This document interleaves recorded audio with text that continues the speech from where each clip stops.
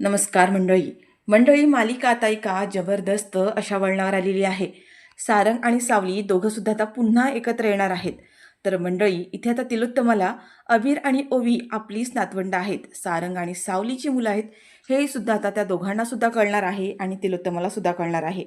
आणि त्यानंतर तिलोत्तमा आता सावलीची आणि त्या दोन्ही मुलांना दोघांना सुद्धा आपल्या घरामध्ये स्वीकार करणार आहे आणि त्यांचा हक्क, त्यांचा मान सन्मान सगळं काही मिळून देणार आहे.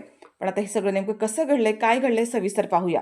इकडे राजकुमार आलाय, पण राजकुमारने आल्या आल्या एवढी मोठी गडबड केली की आता तो स्वतः त्या सगळ्यामध्ये अडकलाय. म्हणजे राजकुमार आणि ह्या भैरवीने जो काही ओवीला किडनॅप करण्याचा प्लॅन केलाय, त्याच्यामुळे आता मोनिकाने असा काही शहाणपणा केलाय राजकुमारचा आणि भैरवीचा, खरा तिने सगळ्यांसमोर आणलाय. तर हो, ह्या दोघांची जी काही सिक्रेट आहेत ती सगळी सिक्रेट आता ही मोनिका सगळी काही सावलीला जाऊन सांगते. आणि त्याच्यामुळे राजकुमार आणि आता भैरवी पूर्णपणे उद्ध्वस्त झालेत आणि 8 वर्षापूर्वीचं जे काही सत्य होतं ते सगळं काही आता तिलोत्तमाच्या समोर आलंय आणि सगळे काही गैरसमज दूर झालेत. तर मंडळी, आजचा भाग खूप इंटरेस्टिंग आहे. नेमकं असं काय मोनिकाच्या हाती लागलं की ज्याच्यामुळे आता राजकुमार आणि भैरवी उद्ध्वस्त झालेत आणि तिलोत्तमाला आपली नातवंड आणि सून सगळं काही परत मिळालंय. सगळं काही सविस्तर बघूया. तर मंडळी, आजचा भाग खूप इंटरेस्टिंग आहे, त्यामुळे थोडाही स्किप न करता शेवटपर्यंत नक्की पहा. आणि चॅनलवर नवीन असाल, चॅनलला जुनी सबस्क्राईब केलं नसेल तर चॅनल आत्ता सबस्क्राईब करून घ्या. म्हणजेच मालिकांचे असेच येणारे रोजचे नवीन व्हिडिओज, नवीन अपडेट सगळ्यात आधी तुम्हाला आपल्या चॅनलवर पाहायला मिळतील. आणि हो, सोबत व्हिडिओला लाईक करायला सुद्धा विसरू नका. तर मंडळी, ज्यावेळेला राजकुमार आता इथे मोनिकाला सांगतो की खंड्या मेला आहे म्हणून, तेव्हा मात्र हिच्या मोनिकाच्या चेहऱ्यावरचा रंगच उडालाय. राजकुमार म्हणतो की खंड्या मेला ही न्यूज कळल्यानंतर तुझ्या चेहऱ्यावरचा रंग का उडालाय? म्हणजे खंड्याचा विषय काढला की तू एकदम ढगातच जातेस, एखादी तंद्रीच लागते तुला. नक्की का? म्हणजे तुझा आणि खंड्याचा काही संबंध आहे का? तर मोनिका म्हणते की माझा आणि खंड्याचा काय संबंध असणार आहे? काहीच संबंध नाही आहे. आणि मंडळी, आता मोनिका विचार करत बसलेली असते की म्हणजे त्या दिवशी मी भैरवीच्या घरी गेले होते, तो खंडाच होता. म्हणजे ह्या लोकांनी जे इंजेक्शन सारंगला देण्यासाठी आणलं होतं तेच इंजेक्शन त्यांनी खंड्याला सुद्धा दिलं. म्हणजे आता मोनिकाला सगळं कळलंय की म्हणजे राजकुमार आणि ही भैरवी ह्या दोघींकडे खंड्या होता हे त्यांना माहीत होतं आणि ही गोष्ट त्यांनी माझ्यापासून लपवून ठेवली. जसं खंड्याला मारलं तसं ह्यांना सारंगला सुद्धा मारायचं होतं. बापरे, काय डेंजर लोक आहेत हे. म्हणजे काय करतील काही सांगता येत नाहीये. पण मंडळी, आता म्हणते की हा खंड्या मेला आहे, पण तू शुद्धीवर आल्यानंतर त्याने भैरवीला काही सांगितलं असेल का? माझ्याबद्दल काही बोलला असेल का? असं आता बरेच प्रश्न पडलेले असतात आणि ते म्हणते की काय ना, सत्य शोधायलाच हवं. आणि ह्या खरं तर राजकुमारचा खरा चेहरा सगळ्यांसमोर आणायला हवा. नाहीतर माझ्या वाटेला ना हे भरपूर काटे पसरलेले असणार आहेत. तर मंडळी, आता इकडे दाखवलं की सावली ही सारंगच्या जवळ असते, तिची काळजी घेत असते. आणि तेवढ्यात आता तिथे राजकुमार आलाय आणि राजकुमार येतो आणि आता तिथे रडण्याचं नाटक करतो. आणि जसं दाखवतं की बाप रे बाप, ह्याला भावाची किती काळजी आहे.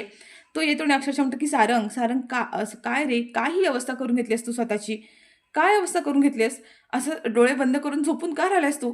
उठ बरं, उठ बरं तू. अरे, मला ज्या क्षणी कळलं त्या क्षणी मी इथे येणार होतो, पण कामात इतकं अडकलं होतं ना की मला येताच आलं नाहीये. पण आता तुला ही अवस्था बघून मला राहवत नाहीये. आणि खरंच त्याच्या डोळ्यात इतकं पाणी आलेलं असतं, इतकी रडण्याची भारी ॲक्टिंग करत असतो ना तो की विचारूच नका. सावलीला असं वाटत असतं की हा खरंच खरं खरं रडतोय की काय. आणि म्हणतो की सारंग, उठणार आहे, उठ आणि आता माझ्याशी भांड ना. कारण तुला माहिती आहे ना आपल्या दोघांचं नातं कसं आहे. मला तुला हे असं झोपलेलं बघून नाही बघवत आहे. अरे, काय घडलं हे सगळं?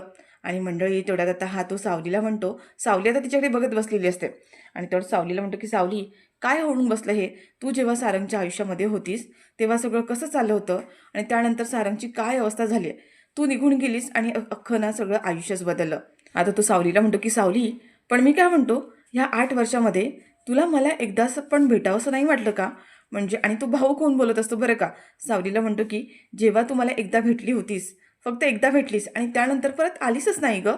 का नाही आलीस? मला माहिती आहे की तुझं सारंगचं भांडण झालं होतं, घरामध्ये काही गोष्टी घडल्या, त्या सगळ्या खूप वाईट होत्या, चुकीच्या होत्या. पण तू मला तुझा मोठा भाऊ म्हणायचीस ना, मग तुझ्या ह्या भावाला एकदाही कॉल करावा, तू कुठे आहेस, कशी आहेस, तुझ्या आयुष्यामध्ये काय चाललं आहे, एकदाही सांगावं असं नाही म्हटलं का भावाच्या हक्काने? मंडळी, आता ही सावलीसुद्धा भाऊक होते आणि त्याच्या बोलण्यावर ना ते विश्वास ठेवते बरं का. तर ती म्हणते की तुम्हाला खरं सांगू का, ह्या घरामध्ये तुम्हाला जेवढं माझ्याबद्दल वाटतं, तुम्ही जितकं समजून घेता, तितकं मला ह्या घरामध्ये कोणी समजून नाही घेऊ शकत. तेवढ्यात आता तो म्हणतो की हो, मला कळलं तुला काय म्हणायचं आहे ते, की तू आईबद्दल बोलतेस ना. सावली म्हणते की जाऊ दे ना, 8 वर्षापूर्वी जे काही घडलं ते घडलं. त्या गोष्टीबद्दल आपण आता असा का विचार करायचा? तेवढ्यात आता राजकुमार म्हणतो, पण सावली मला एक गोष्ट सांग ना, म्हणजे 8 वर्षापूर्वी तू इथून गेलीस, त्यानंतर कुठे होतीस? काय केलंस? काय घडलं तुझ्यासोबत? तेवढ्यात सावली आता ना त्याला स्वतःलाच आठवतं की 8 वर्षापूर्वी अमृता जेव्हा हॉस्पिटलमध्ये होती, तिचं बाळ गेलं ते फक्त आणि फक्त सावलीमुळं गेलं. आणि जेव्हा हा राजकुमार येऊन अमृताला सांगतो की आपलं बाळ गेलं, ह्या जगात नाही आहे, तेव्हा या अमृताने त्याच्या कानाखाली मारलेली असते आणि म्हणते की का खोटं बोलताय, का नाटक करताय, आणि अमृता शॉकमध्ये गेलेली असते. हे सगळं सगळं आठवतं. त्यानंतर या भैरवीने सावलीच्या विरोधात त्याचे कान भरलेले असतात.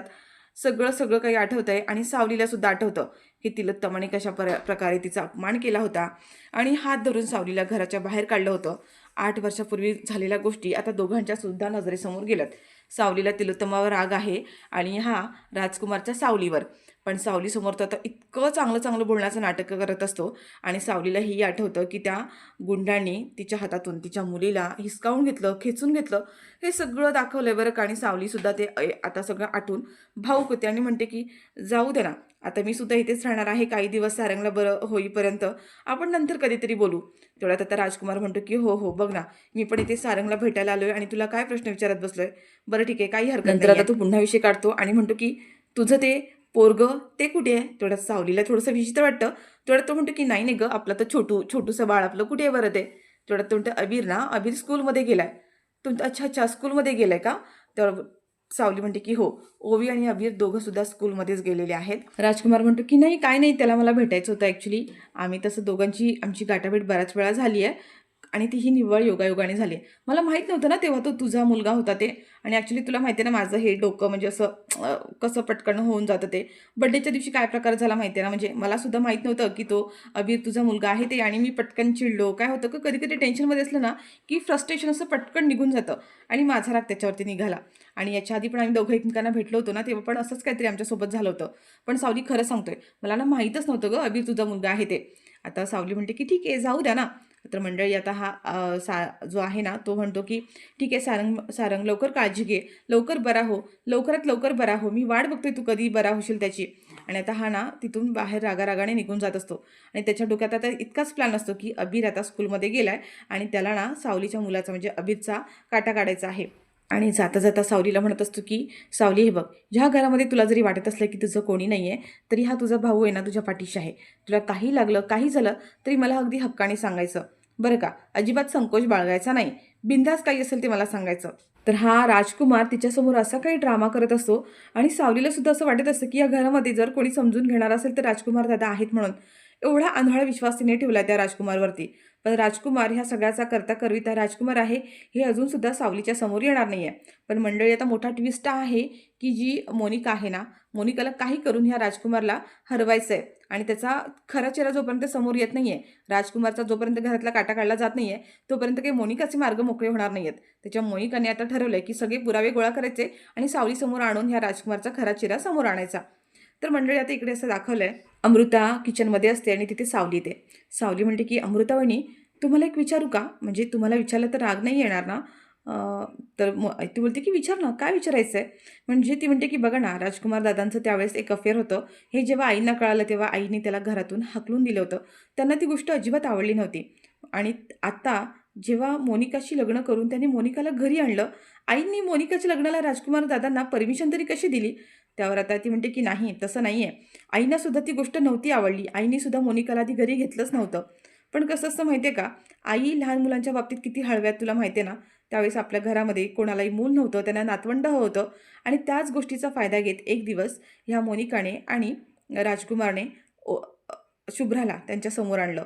आणि त्याच्यामुळं आईंचा नाईलाज झाला. शुभ्रासाठी त्यांनी त्या दोघांचा सुद्धा स्वीकार केला. त्यावर सावली म्हणते की अच्छा, असं बरं झालं, असं झालं का.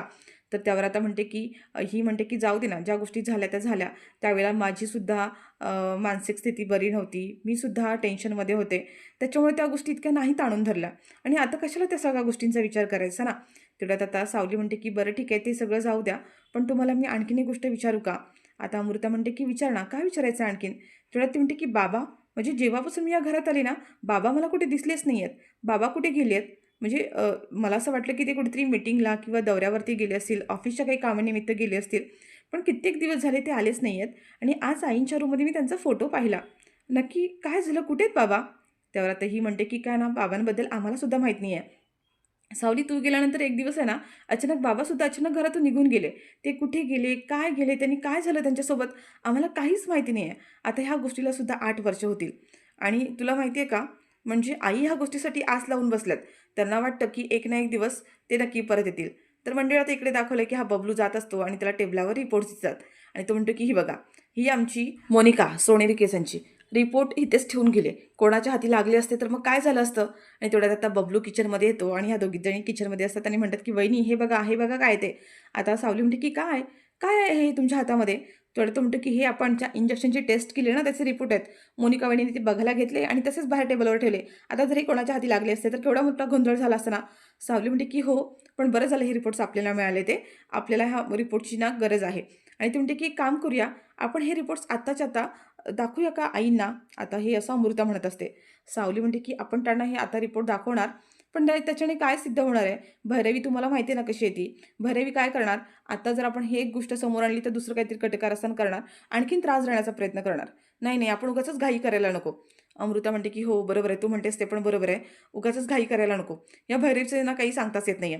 आणि तेवढ्यात आता हा म्हणतो की "वहिनी माझं ना तुमच्याजवळ एक काम आहे महत्त्वाचं. तुम्ही येता का जरा बाहेर बोलायला?" तेवढ्यात ती म्हणते की "अरे बापरे! पण मी आईंना नाश्तासुद्धा दिला नाहीये. म्हणजे त्यांना चहा नाश्ता द्यायचं राहून गेलं की." आणि ती सावलीला म्हणते की "सावली ऐक ना, आईंना वरती चहा आणि नाश्ता नेऊन देशील का? मी तोपर्यंत बबलूचं काय काम आहे हे बघून येतो." आता बबलू आणि ही दोघीसुद्धा बाहेर निघून जातात म्हणजे अमृता. आणि सावली आता इकडे नाश्ता घेऊन तिलोत्तमाला रूममध्ये चाललेली असते. तर इकडे दाखवलं की अमृता आणि बबलू बबलू म्हणतो खूप मोठा प्रॉब्लेम झालाय. सुशीला वहिनींना अचानकच 2 दिवसासाठी जावं लागतंय. त्यांच्या घरी काहीतरी प्रॉब्लेम झालाय आणि त्या म्हणत होत्या की खूप अर्जंट आहे. आपल्याला आत्ताच्या आत्ता जावं लागणार आहे म्हणून. जर सुशीला वहिनी 2 दिवसांसाठी गेल्या मग कसं होणार? सावलीला काय सांगायचं? तिला संशय तर येणार नाहीये ना? बबलू म्हणतो की मला ना कधी-कधी असं वाटतं ना की सावलीला ना सगळं सांगून टाकावं. म्हणजे आपण इतके दिवस का हा लपाछपी खेळतोय? म्हणजे आपल्याला असंही वाटतं ना की सारंग आणि सावली दोघांनी सुद्धा एकत्र यायला हवं. मग आपण खरं तरी सत्य सांगून टाकायला हवं. मोकळं व्हायला हवं. त्यावर आता ही म्हणते अमृता मला सुद्धा असं वाटतं की कधी-कधी सावलीला सगळं सांगावं की सारंगचं लग्न झालेलं नाहीये. ही सुशीला त्याची बायको नाहीये. पण आपण हे सगळं आहे ना नाटक आईंसाठी करतोय. आईंना जर कळलं ना आपण सगळं काही खरं-खरं सांगितलंय, तर त्या काही खरं नाही मग त्यांचं. तर बबलू म्हणतो, "पण जर आपण असंच खोटं बोलत राहिलो, तर सारंग आणि सावलीमध्ये कायम दुरावा येत राहणार आहे. ते जवळ नाही येऊ शकत आणि आपल्याला त्यांना जवळ आणायचंय." अमृता म्हणते, की "हो, मला कळतंय. पण आणखीन एक गोष्ट म्हणजे बघ, ह्या सगळ्या गोष्टीचा सुरुवात सारंगने केली आहे आणि त्याची अशी अवस्था असताना आपण सावलीला सगळं सांगणं मला योग्य वाटत नाहीये. जर ह्या सगळ्याची सुरुवात सारंगने केली आहे, तर त्याचा शेवटसुद्धा सारंगनेच करायला हवा. सत्य काय आहे ते सावलीला सारंगने स्वतः सांगायला हवं. त्याच्यामागे त्याची ही अशी अवस्था असताना आपण सांगणं मला योग्य वाटत नाहीये. तसं मी सारंगला शब्दही दिलाय आणि वचनही दिलंय. मग मी त्याला दिलेलं वचन नाही मोडू शकत. त्याच्यामुळे बबलू आपण थोडा संयम धरूया. सारंग शुद्धीवर येईपर्यंत वाट बघूया. नको काळजी करूस. आणि सावलीला आता काय सांगायचं? 2 दिवस सुशीला नाहीये. ते मी बघते. त्याची काळजी तू नको करूस. मी सगळं काही मॅनेज करून घेते. तर मंडळी आता इकडे दाखवलंय की हा मास आणि भैरवी आणि सोबत तिथे आता हा राजकुमार सुद्धा आलाय. आता राजकुमार भैरवीला खंडाबद्दल विचारतो, की "खंडा मेला, ही गोष्ट तू मला का नाही सांगितली? म्हणजे खंड्यावर मी तुला लक्ष ठेवायला सांगितलं होतं, त्याची काळजी घ्यायला सांगितली होती. मग तो मेलाच कसा? कसा मेला म्हणजे? कारण काय?" त्यावर ती म्हणते, की "मेला कसा म्हणजे? मरायलाच टपकला होता तो. मरायला टपकला होता, तो मेला. माझ्या हातात होतं का?" त्या राजकुमार बोलतो, "मी खरं-खरं सांगायचं हां. नीट सांग मला काय केलं तू त्याच्याबद्दल?" तेवढ्यात आता तो हा असतो ना, मार्क्स म्हणतो, "आवाज चढवायचा नाही." त्यावर आता राजकुमार त्याच्यावर चिडतो आणि म्हणतो, की "तू तुझ्या लायकीत राहायचं." आणि पुन्हा आता तो भैरवीला म्हणतो, की "खरं खरं सांग, काय केलं तू त्या खंड्याचं? तो मेला कसा? आणि मरता-मरता त्याने काय सांगितलं? मला ना कळायलाच हवं. तो असं तसं मरू शकत नाहीये." तर भैरवी म्हणते, की "अरे राजकुमार असं काय म्हणतोयस? किती दिवस तो अंथरुणात खितपत पडला होता, मरायला टपकला होता, मेला तो, त्यात काय एवढं?"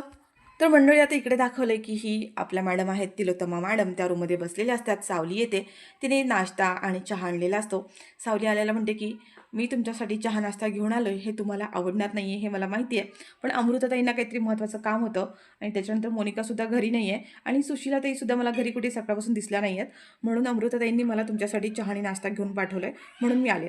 त्यावर ते म्हणते, की "ह्या सगळ्या गोष्टींचं एवढं स्पष्टीकरण द्यायची काही गरज नाही आहे." तर मंडळी तेवढ्यात आता सावली आहे ना, सावली तो नाश्ता खाली ठेवते आणि समोर जो चंद्रकांतचा जो फोटो आहे तो सावलीला दिसतो. सावली भावूक होते आणि त्या फोटोच्या जवळ जाते आणि त्या फोटोकडे बघतच बसते. तिला ॲक्च्युली प्रश्न पडला, की बाबा खूप दिवस झाले ह्या घरात येऊन मला कधी दिसलेच नाही आहेत. नक्की ती कुठे असतील, काय असतील? पण तिलोत्तमाला विचारलं तर ती काही आपल्याला धड उत्तर देणार नाही आहे, हे तिला चांगलंच माहीत असतं. सुद्धा ती तिला विचारण्याची हिंमत करते, की तुम्हाला एक विचारू का? म्हणजे मला हा विचारण्याचा अधिकार नाही आहे, पण बाबा कुठे आहेत? आता मंडळी तेवढंच दाखवलंय आणि आता पुढे दाखवलंय, की पुन्हा राजकुमार जो आहे ना, ह्या भैरवीला म्हणत असतो, की "खरं-खरं सांग, त्या खंड्याने तुला काय सांगितलं? काय केलंस तू त्याच्याबद्दल? आता ही भरवणी म्हणते, "मी सांगितलं ना, मला काहीच माहीत नाहीये म्हणून. तरी पुन्हा, पुन्हा, पुन्हा तेच प्रश्न का विचारतोयस? आणि तुझ्या प्रत्येक प्रश्नाची उत्तरं द्यायला मी बांधील नाहीये किंवा तुझी नोकर नाहीये. तर त्या खंड्याला माझ्या जीवावर इथे सोडून गेला होतास. मी काय तुझी नोकर होती का त्याला सांभाळायला इथे? मी माझं काम केलंय. मी माझं काम चोख केलंय. मला माहीत नाहीये." तेव्हा राजकुमार म्हणतो, "बरं ठीक आहे. त्यांनी मरता-मरता काय सांगितलं ते तरी सांग." तर ती म्हणते की "मरता-मरता? कुठे काय? काहीच नाही सांगितलं. अरे तो कोमात होता ना. कोमात होता तसाच गेला तो. तो काय सांगणार आहे?" मंडळी आता ही भैरवी राजकुमारसोबत सुद्धा डबल खेळ खेळतीये आणि त्या खंडाने जे काही सांगितलंय की ओवी त्याची सावलीची मुलगी आहे, हे सुद्धा तिने आता त्याला सांगितलं नाही आहे राजकुमारला. राजकुमार म्हणतो की "अच्छा, बरं का? हो का? ठीक आहे. काही हरकत नाही आहे. मग मला सांग, सारंगचा अपघात कसा झाला? त्याचा अपघात कुणी घडवून आणला?" आता भैरवी म्हणते की "अरे, मला काय माहीत त्याचा अपघात कुणी आणला ते घडून ते?" त्यावर आता राजकुमार म्हणतो की "काय ना, मी तुला जितकं ओळखतो ना, त्यात मला चांगलंच माहिती आहे. त्याच्यामुळे गप गुमाने सांग. कोणी केला सारंगचा अपघात? कोण आहे या सगळ्यामागे?" आता मात्र भैरवीच्या चेहऱ्यावरचा रंगच उडालेला आहे. कारण सारंगचा अपघात ह्या भैरवीनेच घडून आणलेला आहे मंडळी. आणि ह्या सगळ्यामध्ये आता राजकुमार तिच्याकडे रागारागाने बघत असतो आणि म्हणतो की "कळलं. मला कळलं काय तुला तुला काय सांगायचं ना ते मला कळलं." म्हणजे आता त्या भैरवीच्या चेहऱ्यावरूनच राजकुमार कळून गेलाय की सारंगला हिनेच मारलेला